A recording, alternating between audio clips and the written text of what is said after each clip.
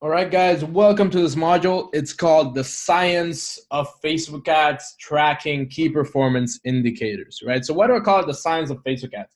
In the past couple of days, past couple of weeks, in the one-on-one calls that I've had with you guys and the Q&A calls, I've gotten a lot of questions specifically about, your products, you're picking winning products, but they're not working for a reason. Your Facebook ads aren't working for a specific reason. You're getting a lot of add to carts, but not a lot of checkouts, but not purchases. And you're trying to find out why. And should I keep running this product? Should I not? Like, I'm getting that question over and over and over again. Like, I tried a product, it gets some add to carts. What should I do? Is it a winning product? Is it not a winning product? Should I change the price? We're going to look at that exactly in this module. And if this doesn't work, this is exactly what I do, what I've told absolutely every student that has asked me that question. This is exactly what they need to do. If this doesn't work for you, then that product is not a winner. So let's go over that. This is a science of Facebook ads and exactly what you need to do when you launch a new campaign. So your goal with Facebook ads when launching a new campaign has to be to find a product audience ad fit, right? It's not just about the product. Many people just talk about the product. If you have a product, a winning product, you're going to win. Well, that's partly true. When you find a winning product, yes, you can do a lot better numbers than a non-winning product, but it has to be a product audience fit because there's a lot of tools out there that they share winning products, that they share a lot of insight into niches and products that sell with everybody. So you want to stay ahead of the competition by having that product audience ad fit, right? So you take your product, let's say your product is a winning product from, whether that be AliExpress or you found it on Google or you found it on Facebook. I told you about it. You found it on some other YouTube, other coaches' video, whatever it is, you found that winning product. You're going to pick your core audience. What does core audience mean? Core audience is defined as exactly two interests or behaviors, right? In the other Facebook trainings, I show you how to find interests, which are more brands, influencers, TV shows in that niche, or two behaviors that are you truly believe people in that niche or in those interests would love this product. Let's say your product is, a product for people that own cars, to clean the car or whatever it is, and you're targeting men and women 25 to 40 that are interested in a lot of brands of cars, and they're also owners of cars on Facebook. If you're targeting that is your core audience. Your core audience is exactly the audience that you think these people will like this product. Where you pick that audience, and it has to be it could be within 200,000 to 2 million. Try and get it between those numbers, 200,000 to 2 million. I know that's a big range, but you don't want to go more than 2 million because it's not going to be really that targeted. So you pick that targeted audience, two interests and behaviors, or two just interests or two just behaviors that those people are going to be interested in the product and are going to click on your ad. From that core audience, you find 3 or more audience that would be offshoots or variations of that core audience. So let's say it's people that like BMW and they own a car.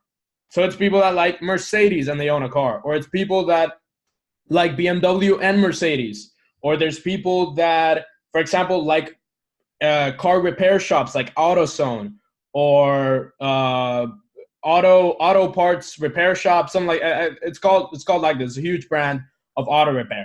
So you pick 3 or 4 more audience that are offshoots or variations or very similar to that are gonna like this product. If it's a general product, you can just pick 4 random audiences with different interests and behaviors that you think are gonna like this product. And then you set all of those up in one campaign for that specific product. That can be either a CBO with $20 to $25 per day on those 4 audiences, or a traditional campaign with, let's say, like those 4 audiences at $5 each. That's what you're going to do. You're going to pick your core audience. You're going to find 3 to 4 audiences that would be offshoots of that core audience. You're going to send them all in one campaign, and then you're going to run it for there. After 24 hours, if people don't click the ad, right? If you're spending money, if you spend like $20 and you got like 2 clicks, if people are just not clicking the ad at all, that means your ad pretty much sucks. It's ineffective. It's not going to work. For that, you have to go to the module called Creating Converting Ads, Crafting Converting Ads. It's a great module. I created it very recently. So you go and find that and make a better ad. So if you do that and you create an ad, you probably shouldn't have this problem. If people click your product, but they don't add to cart, it could be either the product or the audience, right? So I say this with caution because I know I told you guys sometimes it could be the product. And what I say with the product is that it could be the product price.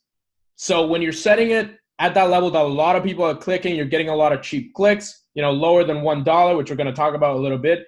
Lower than $1, you're getting a lot of clicks. CTR is higher than 1 to 2%. It's the product price. So you lower the product price about 25% and you try a new product price. If it's not that, then it's the audience. If your product is very, very low price, then you try the audiences. That means you need to test more audience to see if that product has potential in the market. What you can do is test 4 to 6 more targeted audiences than the one you already tested, the core and the 3 other ones. Test 4 to 6 more. If that doesn't work, if you still don't get add to carts, if you still don't get initiated checkouts, that just means the product is a loser and you need to write it off as a loser. All right? So this is my process. You pick a core audience, you pick 3 or 4 more audiences, you run it. If people don't click the ad, that means your ad sucks, which it shouldn't. If people click but they don't buy, it's because the product price and you need to lower it. Or the audience, if you test more audiences but they don't work, then you can just write the product off as a loser. But what specific KPIs, what specific key performance indicators should you look at when you're running your ads, right? What numbers should you look at? So we're going to look at link clicks, which are essentially view contents. You want to look for 10 to 20 per audience to start, right? 10 to 20 per audience ad product. So you test one ad per audience per product, or one ad for all the audiences, right? You test the same ad, one ad, one product, one audience. We're shooting for less than $1 per CPC. And then we're shooting for more, forgot to write this in, more than 1% CTR. If those 2 criteria aren't met, you're not getting lower than $1 CPC and you're not getting higher than 1% CTR, it probably isn't going to be a winner from the first 10 to 20 clicks that you get, right? So this is what you have to shoot for. If you're not getting that, it could be that the ad is really bad. If you follow my crafting converting ads module, then it's probably not going to be that. For add to carts, you want at least 1% conversion from the first 10 to 20 clicks. So what does that mean? 10 to 20 clicks, you want to get at least 1 to 2 add to carts, right? At least 10% conversion. Not 1%, 10% conversion. So you want to get at least 10% conversion to ATC from the first 10 to 20 clicks. So if you get 10 to 20 clicks, you want at least 1 to 2 add to carts. Now, from initiated checkouts, I forgot to, sorry about these numbers, guys. 5% here, sorry.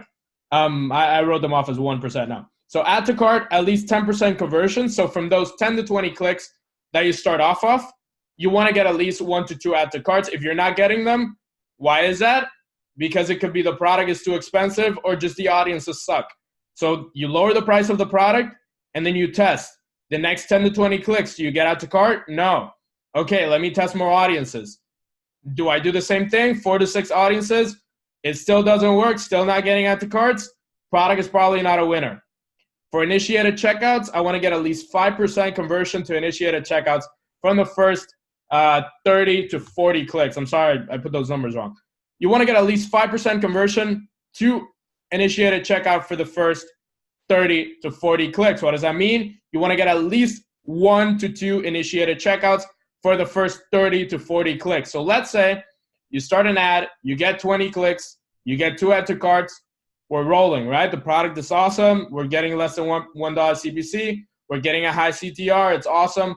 Now we're going for the checkout. We get 30 clicks, 40 clicks, 50 clicks. Ooh, no checkouts. What's wrong? Okay, a couple things. You have to go through your checkout process to make sure that the checkouts, they're processing well. If you have shipping, you might want to try and lower the cost of the shipping. If you don't have shipping, you can just keep it. If you don't have shipping, is it free shipping? Then it's obviously not that. You just want to test the process. Are there any pop-ups ruining your checkout process? Are there any apps, any scarcity things that are ruining your checkout process? You want to check all of that. If you don't get in the first 30 to 40 clicks, if you don't get at least 1 initiated checkout. Let's say you get like 10 add to carts, no checkouts, there's definitely a problem there, right? There's definitely a problem in your initiated checkouts. With purchases, what do we want to look for? Shoot for a profit after the first 48 hours. So this is, it's pretty general, right? But you want to go for a profitable ad set. So it doesn't have to be a profitable campaign. It doesn't have to be a profitable product. It has to be a profitable ad set. And I'm going to add that in here, profitable ad set. So you want to look for a profitable ad set, meaning you have the perfect product to audience to ad fit. This is your goal, right? Find the product audience ad fit, because you will have some ad sets that are better than others. You will have some ad sets that suck, and you'll pause the ones that suck, and you'll keep the ones that are winning.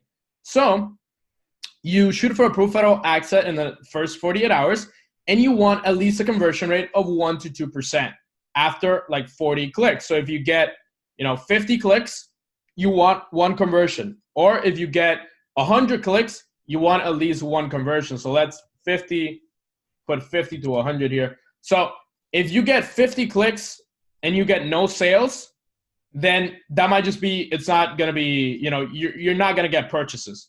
If you get 50 clicks, but you don't get sales, but you get a lot of initiated checkouts, then keep it running because it still has potential, right? Sometimes you guys tell me, hey, I've gone like 10 checkouts, but no sales. Check your checkout process, make sure free shipping is there, make sure pop-ups are good, and then keep it running. If after 48 hours of you letting it run, right, you make sure that it has that add to cart conversion rate, that initiate checkout conversion rate, but your purchase conversion rate sucks, then you want to kill it, right? If you get like 10 checkouts and it's killing it, you want to run it for about 48 hours. Wait at least 48 hours to start killing and pausing ad sets, right? This is at the purchase level. This is why e-commerce is hard to predict, like anything else. Purchase level. It's hard to predict because we're talking about different products. We're talking about different things here that we're selling, different niches, different audiences. So if in the first 24 hours, these metrics are horrible, initiated checkout, add to cart, and link clicks, they just suck. Your link clicks suck after a day. Your link clicks suck after 12, 24 hours. Then that's okay to start pausing ad sets. When it comes to the purchase level, if these three metrics are done, you're getting add to carts, you're getting checkouts, you want to leave it for 48 hours. If after 48 hours you don't have any profitable ad sets, that probably means the product is not a good fit, right? The product, you can write it off as a loser. You can test 4 to 6 more targeted audiences. If that doesn't work, then the product is probably a loser. So you want to shoot for at least like one sale in those first 50 to 100 clicks. So let's actually write it off as 1 to 2 sales after. Yeah, that's a lot better.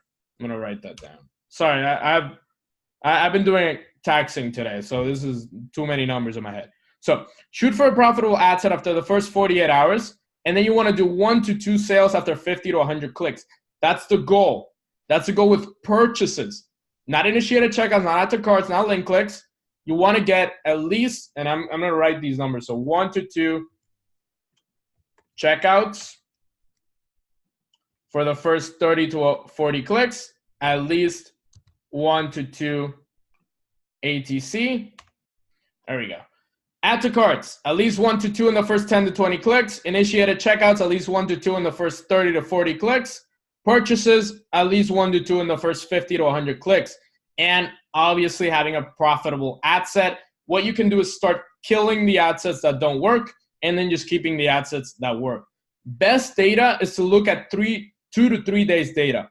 So 2 to 3 days obviously is going to work a lot better. If you have some sales, but you're not profitable yet, you want to leave that for 2 to 3 days to see if you can kill all the bad ad sets and you're still having some profitable ad sets. If you don't have any profitable ad sets after 48 hours, you want to test more audiences, like I talked about here in the section. Test 4 to 6 more targeted audiences. If that still doesn't work, you can write the product off as a loser. What you can make sure is if you have a lot of checkouts, you have a lot of sales, but not that many, is you want to make sure abandoned carts are on there. You want to make sure you're retargeting. You want to make sure you're obviously doing the most to get those sales. So you have abandoned cart sequences. You have SMS bump. You have recart.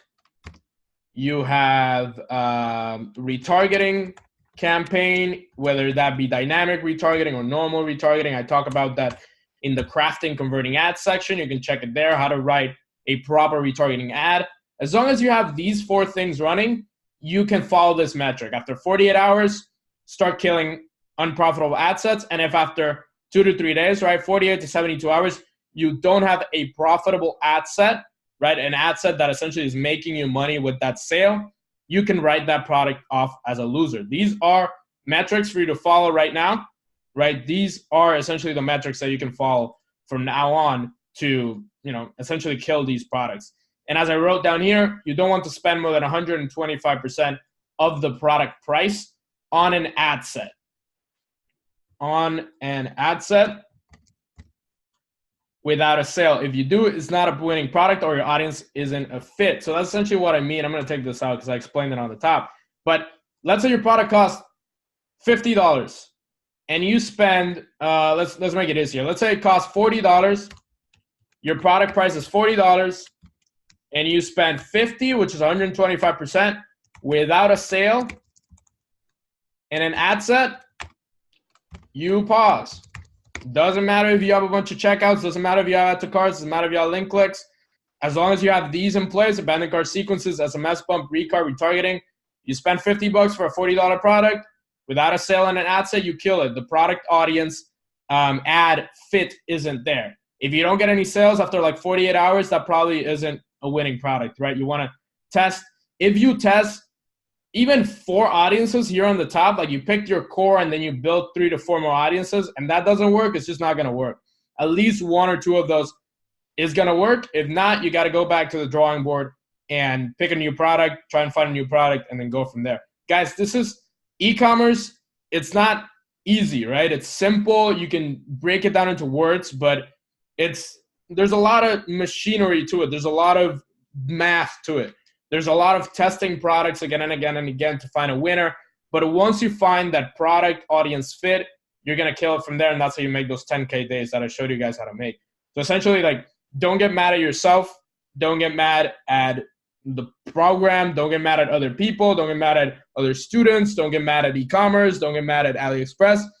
Figure out that product audience fit and then build a product. Take that core audience, 3 to 4 audiences, and if after 24 hours you have bad data, cut it. You can cut it. If you have 1 sale and 1 profitable ad set, then you keep that one running and then you scale it how I told you to scale it. That's essentially what you need to do from now on. Guys, please, if you have any questions, please ask them on the Q&A call. Sometimes I can't answer messages. So the best way to do is we have 2 weekly Q&A calls. You can just answer them there, and that's a lot better thing to do, and I can just answer it on the spot right there in the Q&A. Everybody else can listen to it and know the answer. Thank you for watching. Let me know if you have any questions on this. Put them on the Q&A calls. Don't send them to me directly because I might not see it or it might just be really busy in that moment, so I can't answer you. In the Q&A calls is better. I take that time off for you guys. So thank you for watching. I will see you in the next module.